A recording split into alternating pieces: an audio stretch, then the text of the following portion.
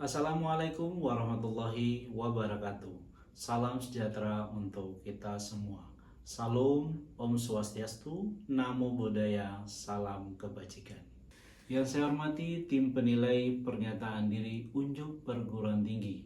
Terima kasih atas kesempatan yang diberikan kepada saya untuk menyampaikan laporan kinerja saya di bidang pengajaran. Perkenalkan saya Martain Esos MA, salah satu dosen pengajar di program studi Administrasi Publik, Fakultas Ilmu Sosial dan Ilmu Politik Universitas Kutai Kartanegara Tenggarong. Saya menjadi dosen sejak tahun 2018 di Fakultas Ilmu Sosial dan Ilmu Politik Universitas Kutai Kartanegara. Selama saya mengajar sebagai dosen di fakultas tersebut, saya mengampu beberapa mata kuliah. Salah satunya adalah mata kuliah pemberdayaan masyarakat.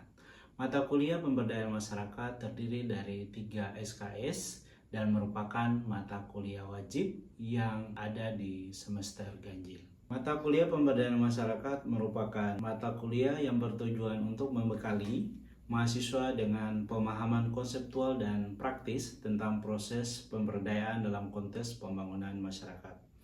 Mahasiswa diharapkan mampu untuk menganalisis strategi, aktor, serta kebijakan yang terlibat di dalam proses pemberdayaan baik di tingkat lokal maupun nasional. Dalam pelaksanaan pembelajaran, saya menggunakan metode ceramah interaktif dan diskusi kelas secara daring melalui platform Zoom.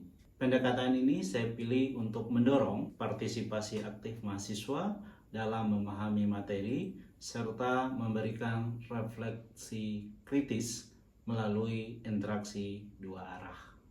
Mata kuliah pemberdayaan masyarakat memiliki 4 capaian pembelajaran. Yang pertama, mahasiswa mampu untuk menjelaskan konsep dasar pemberdayaan masyarakat. Yang kedua, mahasiswa mampu untuk menganalisis pendekatan-pendekatan pemberdayaan masyarakat yang kritis. Yang ketiga, mengidentifikasi strategi, aktor, dan kebijakan yang terlibat di dalam pemberdayaan. Dan yang keempat, merancang model pemberdayaan masyarakat yang aplikatif sesuai konteks lokal. Mata kuliah pemberdayaan masyarakat dilaksanakan selama 16 kali pertemuan, termasuk di dalamnya ada ujian tengah semester dan ujian akhir semester. Dengan sistem penilaian terdiri atas tugas individu maupun kelompok sebesar 20%, ujian tengah semester 30%, dan ujian akhir semester sebanyak 50%. Demikian pernyataan diri dalam rangka unjuk kerja perguruan tinggi bidang pengajaran. Saya sebagai dosen di Fakultas Ilmu Sosial dan Ilmu Politik Universitas Kutai Kartanegara terus berkomitmen untuk meningkatkan kualitas pembelajaran berbasis kebutuhan mahasiswa Fakultas Ilmu Sosial dan Ilmu Politik. Selanjutnya, mari kita saksikan video pembelajaran pada mata kuliah pemberdayaan masyarakat. Billahi taufiq wal hidayah. Wassalamualaikum warahmatullahi wabarakatuh. Malam ini kita akan melanjutkan materi tentang pendekatan dan strategi ya, dalam melakukan kegiatan pemberdayaan. Jadi setelah itu kita akan diskusi. Nagel pernah kemudian mengingatkan kita hal melakukan kegiatan pemberdayaan masyarakat bahwa apapun pendekatan yang kemudian nanti akan kita gunakan di dalam melakukan kegiatan pemberdayaan masyarakat itu ada hal-hal yang harus diperhatikan oleh kita, khususnya sebagai fasilitator atau pihak yang melaksanakan kegiatan pemberdayaan masyarakat.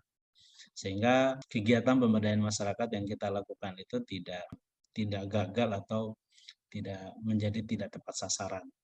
Yang pertama menurut Nagel adalah tujuan yang ingin dicapai. Jadi di dalam kita melaksanakan kegiatan pemberdayaan masyarakat gitu, harus clear apa tujuan yang kemudian ingin dicapai di dalam proses kita melaksanakan kegiatan pemberdayaan masyarakat. Hal yang ketiga yang kemudian disampaikan oleh Nagel itu adalah pengembangan SDM fasilitator. Pengembangan SDM fasilitator itu maksudnya apa? Bahwa sebagai fasilitator itu juga jangan merasa paling hebat, lalu kemudian tidak mau belajar atau tidak mau meningkatkan kapasitas atau bahkan tidak mau belajar dengan masyarakat yang ada di sana. Masyarakat itu bukan berarti kemudian mereka itu tidak tahu apa-apa, tapi sebetulnya mereka punya ya, SDM yang barangkali sudah secara turun-temurun mereka belajar tentang hal tersebut. Cara menanam, misalnya cara menanam padi yang baik, itu nggak usah diajari kepada petani. Karena mereka itu sudah makan asam garam. Pengalaman mereka sudah banyak. Hal yang keempat juga yang harus diperhatikan adalah alternatif organisasi pemberdayaan masyarakat. Nah, di masyarakat itu sebetulnya ya sudah banyak kelembagaan-kelembagaan atau institusi-institusi yang sudah ada sebelum kemudian kita ada misalnya. Sebagai contoh misalnya kita sebagai fasilitator ya datang ke satu kampung yang barangkali di kampung itu sudah ada. Misalnya untuk ibu-ibu sudah ada dasawisma, sudah ada PKK, sudah ada majelis taklim untuk perempuan misalnya, atau sudah ada komunitas ya, atau ada forum yang khusus tentang perempuan misalnya, atau begitu juga dengan laki-laki dan lain sebagainya. Atau organisasi-organisasi kepemudaan, misalnya Karang Taruna, barangkali, atau kelembagaan-kelembagaan lain, baik kelembagaan sosial, ekonomi, ya, kelembagaan politik yang ada di sana, yang kemudian ya supaya apa ya kita itu nggak usah datang ke sana itu kemudian membentuk kelembagaan baru. Waktunya itu akan lama. Belum menyusun mencari orangnya, belum menyusun kelembagaannya, belum kemudian penempatan orangnya, belum kemudian kita memikirkan tentang anggaran dasar, anggaran rumah tangga, belum juga kemudian kita bicara tentang pembagian tugas dan lain sebagainya. Itu banyak sekali. Tetapi kalau kita melakukan intervensi tanda kutip ya, intervensi pada kelembagaan-kelembagaan yang sudah ada di sana untuk melaksanakan kegiatan pemberdayaan masyarakat, maka kita nggak perlu lagi tadi banyak mengeluarkan tenaga pikiran untuk membuat ya, sebuah kelembagaan yang baru. Kalau kita mau melakukan kegiatan pemberdayaan perempuan misalnya, kita bisa melakukan intervensi lewat PKK misalnya. Karena di PKK itu berkumpul para perempuan ya, yang kemudian mereka itu berkumpul dalam konteks dalam rangka untuk bagaimana mereka bisa mandiri ya lewat kelembagaan yang ada di situ, atau kita mau mengembangkan anak muda, kita nggak perlu kemudian bikin komunitas baru. Intervensi saja lewat Karang Taruna, karena di Karang Taruna itu berkumpul ya anak-anak muda yang kemudian kita tinggal mencari apa ya kalau istilahnya itu adalah lokal leader gitu atau pemimpin lokal yang ada di Karang Taruna itu yang kemudian bisa mengarah apa ya bukan memarahi sih mengarahkan begitu mengarahkan anggota-anggota atau anak-anak muda di situ kita akan lebih terbantu kan. Lalu terkait dengan pendekatan ya pendekatan di dalam melakukan pemberdayaan masyarakat barangkali tadi di awal juga saya sudah sampaikan ada satu konsep ya pendekatan yang kemudian apa ya diterapkan oleh Parson gitu ya, Talcott Parson ya. Menurut dia ada tiga pendekatan yang bisa kita terapkan sebagai fasilitator di dalam melakukan kegiatan pemberdayaan masyarakat. Itu tergantung situasi atau kondisi penerima manfaatnya. Apakah tadi saya bilang, apakah kita harus intervensi melalui individunya, atau kita intervensi melalui kelompoknya, atau kita harus intervensi lewat kebijakan yang lebih tinggi gitu. Nah, oleh Parson tadi menyampaikan yang pertama misalnya pendekatan secara mikro. Pendekatan secara mikro ini adalah pendekatan yang difokuskan kepada individu. Jadi penerima manfaat itu yang disasar itu adalah individunya gitu, orangnya gitu, person to personnya itu, bukan secara kelompok per kelompoknya. Jadi kalau misalnya Elizabeth misalnya, dia bermasalah misalnya, dia powerless gitu, dia lemah secara individu, maka tidak bisa didekati dia secara kelompok, tetapi dia harus didekati secara individu. Jadi kita bisa melakukan pemberdayaan kepada Elizabeth itu karena dia secara individunya. Lalu yang ketiga menurut Parson adalah kita melakukan pendekatan secara makro. Itu yang saya sebut tadi, pendekatan secara makro ini adalah pendekatan yang dilakukan eh, kepada masyarakat secara luas. Misalnya, oh kita nggak bisa dekati secara individu, kita nggak bisa dekati secara kelompok. Yang bisa kita lakukan adalah pendekatan lewat kebijakan-kebijakan. Misalnya ketika kita bicara tadi tentang permodalan, ternyata di pemerintah, anggaplah misalnya di pemerintah itu tidak ada kebijakan yang kemudian memberikan permodalan, maka kita bisa mengintervensi misalnya lewat legislatif, tolong dong gitu lewat dari APBD yang ada itu dialokasikan anggaran untuk bantuan permodalan buat kelompok usaha bersama gitu. Kita bisa intervensi itu lewat anggota DPR misalnya, atau kita menyampaikan itu kepada dinas ya atau kepada bagian yang berkenaan tentang apa tadi permodalan tadi, atau kita bisa mengintervensi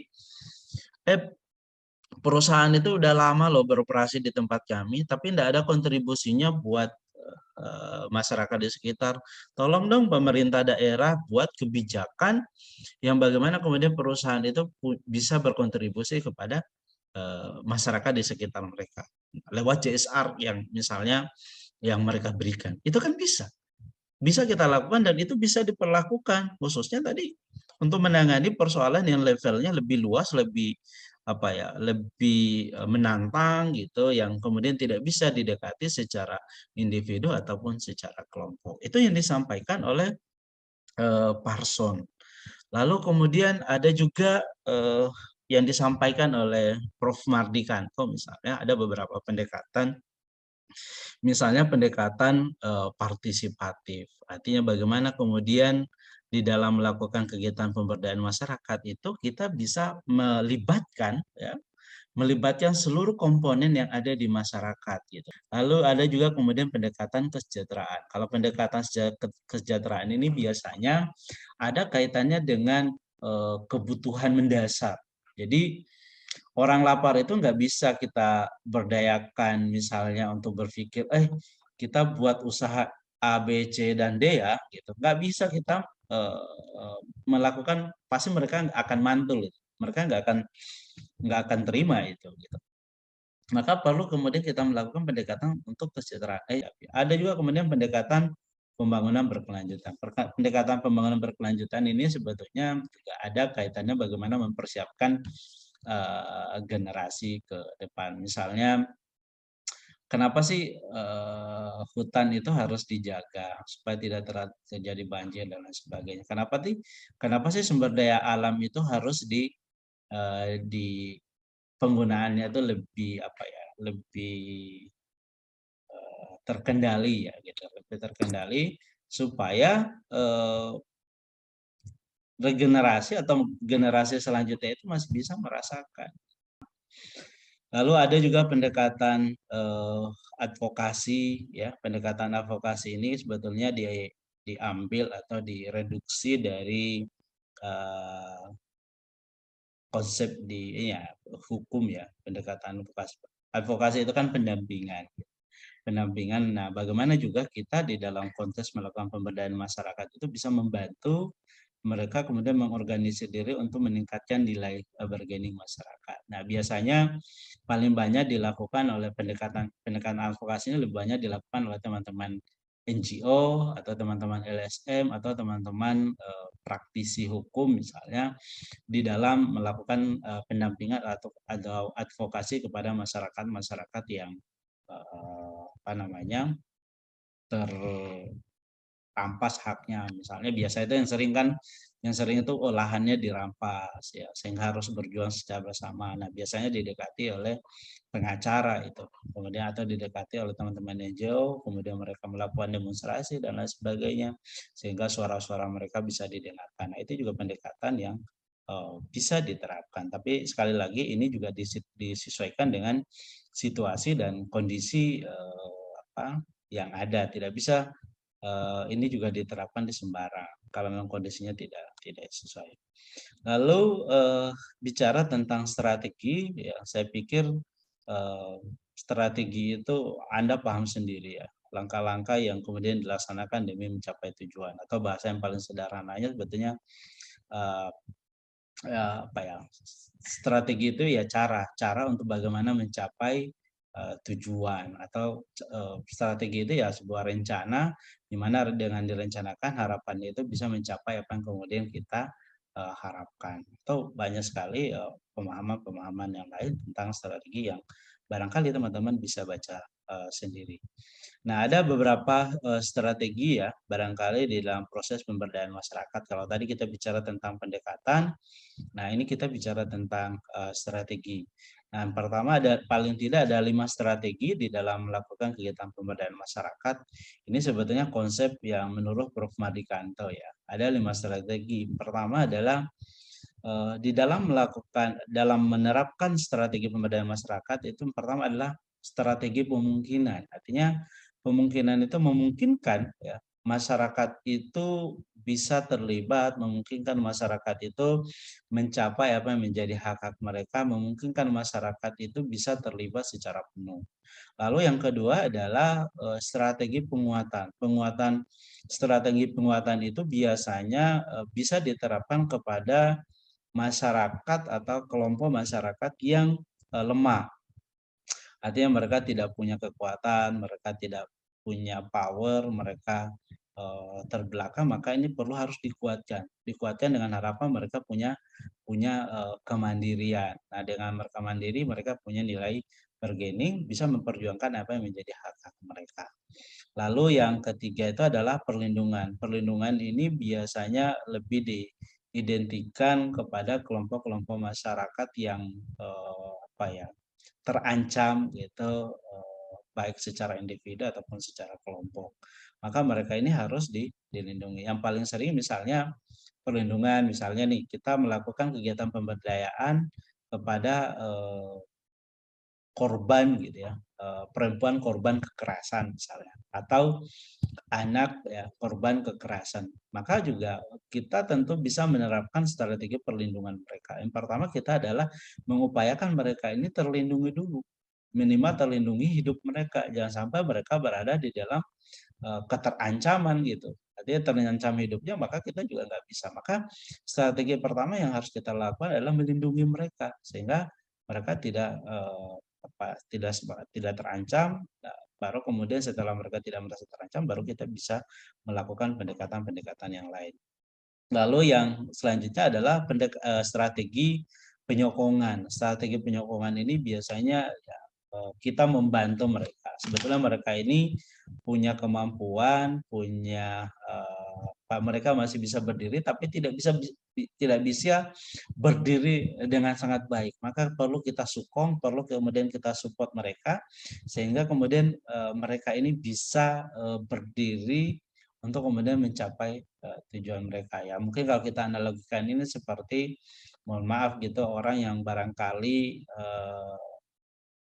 habis kecelakaan tapi kemudian kakinya misalnya patah, misalnya sebelah patah, kemudian kan dia tidak bisa berdiri dengan sempurna itu. Maka mungkin kita bisa kita bisa sokong sehingga dia bisa berdiri dan bisa berjalan. Atau misalnya orang yang misalnya harus amputasi gitu kaki, maka perlu diberi alat bantu. Nah, alat bantu itulah mungkin bisa kita memposisikan diri sebagai fasilitator, bagaimana kemudian bisa menyokong mereka sehingga mereka bisa tetap berdiri, bisa tetap survive, bisa tetap memperjuangkan apa yang kemudian menjadi hak mereka. Lalu yang terakhir adalah strategi pemeliharaan. Jadi bagaimana kemudian kita memelihara. Nah, biasanya strategi pemeliharaan ini kalau kegiatan pemberdayaan masyarakat itu sudah berjalan. Sudah berjalan misalnya sekian tahun atau sekian bulan. Nah, ini tinggal bagaimana merawat, bagaimana menjaga agar tetap sustain, agar tetap bisa berjalan, maka perlu ada pemeliharaan-pemeliharaan sehingga ini bisa bertahan lama, bisa kemudian memberikan kontribusi yang lebih kepada masyarakat sendiri. Nah, paling tidak ada 5 strategi itu yang barangkali bisa diterapkan. Oke, saya pikir itu yang bisa saya sampaikan di materi pada malam hari ini. Silakan teman-teman aktifkan kamera dulu, barangkali ada yang mau kita diskusikan. Silakan kalau ada yang memang perlu kita diskusikan. Ya.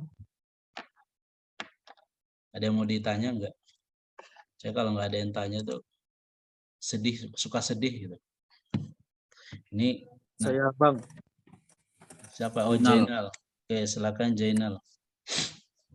Untuk pemberdayaan tadi kan yang di slide pertama kali tuh Bang, yang poin keempat tuh, masalah lembaga yang ada di masyarakat tuh kan. Semisal saya jadi kepala desa. Sebelum saya jadi kepala desa tuh kan pasti ada kepala desa sebelumnya. Nah, situasinya tuh Bang, pemerintahan desa sebelum saya terpilih bisa dikatakan tertinggal, dan juga masyarakatnya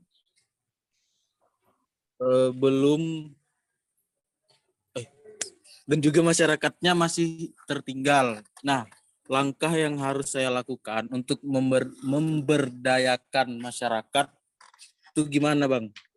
Secara untuk pemerintahannya sendiri di desa itu juga tertinggal. Oke. Sebelum saya jawab, ada yang mau jawab enggak? Gimana ini? Gimana cara memberdayakan ya, masyarakat yang mereka juga sebetulnya terbelakang gitu, Pak Jainal. Gitu. Jainal baru jadi kades nih, tapi tantangan terberatnya dia adalah harus menyelesaikan masalah yang ditinggalkan oleh kades sebelumnya, gitu. Terbelakang dan lain sebagainya. Nah, gimana caranya dia bisa memberdayakan oleh masyarakatnya gitu? Piye carane gitu? Barangkali ada yang mau menyampaikan, mungkin calon kades SP6 ini atau benua baru. Mana ada yang mau bisa ini enggak? Sebelum saya lah, nanti saya jawab gampang aja tuh. Tapi yang lain gitu. Rahma barangkali bisa jawab enggak Rahma? Halo, Rahma. Rahma dia. Iya, Pak. Bisa jawab enggak yang ditanyakan si Jainal tadi? Ya, memperkenalkan misalnya seperti sosial media kan banyak tuh Pak info-info yang gimana caranya. Dia nggak bisa baca, nggak punya internet gimana itu? Nggak punya internet, pokoknya dia ya emang bener-bener nggak tahu apa-apa gitu Pak ya? Iya, pokoknya gelap lah, nggak ada listrik gitu kan. Mungkin ya yang pasti awal-awal ya diajarin baca, caranya bersosialisasi. Tuh. Oke. Ini tadi Jainal itu coba mengkaitkan dengan pandangan pandangan Nagel tadi ya. Nagel tentang yang keempat itu soal alternatif organisasi pemberdayaan masyarakat. Gitu. Gimana nih? Dia sebagai kades ini harusnya dia punya visi misi nih. Ya, visi misinya dia sudah tahu harusnya persoalannya, bukan dia sudah jadi kades baru dia bingung gitu. Harusnya sebelum jadi kades itu dia sudah punya visi misi, kira-kira apa yang harus dia lakukan. Nah, ternyata nih dia ini jadi kades, ya, tapi dia belum punya konsep nih. Masyarakatnya ini mau dijadikan apa? Bang, langsung ditunjuk gitu. Nah, langsung tunjuk apa? Tunjuk kamu jadi kades gitu. Oh, tiba-tiba langsung tunjuk jadi kades. Nggak pakai pilkades lagi ya? Enggak bang, langsung serah jabatan hari itu juga. Oh ya, nggak bisa itu. Kalau kalau menggunakan Undang-Undang 6 2014 itu nggak bisa. Jadi pemilihan kades itu harus secara demokratis. Tapi anggaplah memang misalnya dia baru pulang kuliah, tiba-tiba diangkat jadi kades, ya dia belum tahu tentang kondisi di sana, gitu. Apa yang mau dia lakukan, dia galau, gitu ya. Ya, dia gimana caranya? Barangkali sebelum saya jawab ada yang lain ya, yang bisa jawab barangkali. Suaranya Abdul Salam lah gitu. Mohon maaf nih dulu Pak. Pertanyaannya bagaimana cara memperdayakan masyarakat yang tertinggal Pak ya? Cara memberdayakan, beda lagi tuh. Memperdayakan dengan memberdayakan beda. Memberdayakan. Memberdayakan. Kalau saya sih ngelihatnya dari konsep geografi tersendiri dulu Pak. Kalau daerahnya tuh misalnya perairan, apa sih yang patut eh, apa namanya, memperdayakannya gimana masyarakat? Misalnya kan dekat perairan nih, bagaimana kita bangun apa namanya konsep tempat pengelolaan wisata di tempat tersebut, atau enggak inilah mengendalikan produk-produk dari ikan untuk dijadikan UMKM sehingga bisa jadi BUMDes gitu sih Pak kalau saya. Oke, siap. Oke, tapi begini, saya ingin menjawab kegalauan daripada Jainal sendiri. Sebetulnya gini, kalau kita kemudian menjadi pemimpin misalnya di situ, hal yang pertama sebetulnya adalah kita melakukan pemetaan dulu. Ya, tadi misalnya Salam itu sudah menyampaikan ya kalau kita bisa lewat apa namanya misalnya tadi perikanan, bisa bentuk UMKM misalnya dan lain sebagainya. Artinya kita harus melihat dulu satu pertama menggali apa menjadi persoalannya di situ. Langkah pertama kita sebagai pemimpin di situ adalah mengetahui apa persoalan yang terjadi di situ. Ya, setelah kita tahu persoalannya, kemudian kita melihat apa potensi yang dipunyai, yang dengan potensi itu bisa kemudian menyelesaikan, ya, menyelesaikan persoalan yang ada di situ. Ya, kemudian juga ada enggak, ya, kalau bahasa di dalam ilmu SWOT itu ada enggak peluang untuk bisa menyelesaikan kelemahan-kelemahan yang ada di situ.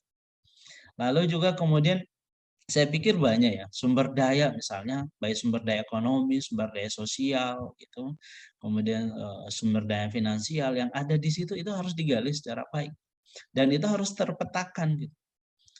Yang kemudian bisa dilakukan gitu. Lalu setelah mengetahui itu kemudian mulai menyusun rancangan gitu. Rancangan kegiatan yang akan dilakukan misalnya 5 kalau di desa itu ya biasanya itu RPJMDes-nya itu adalah 6 tahunan. 6 tahunan disesuaikan dengan masa kerja daripada kades itu yang juga 6 tahun. Maka apa yang kemudian akan dilakukan? Oke, kalau nggak ada saya pikir itu saja ya apa materi untuk perkuliahan kita malam hari ini. Kita bisa ketemu lagi di minggu depan ya. Minggu depan dengan materi yang berbeda.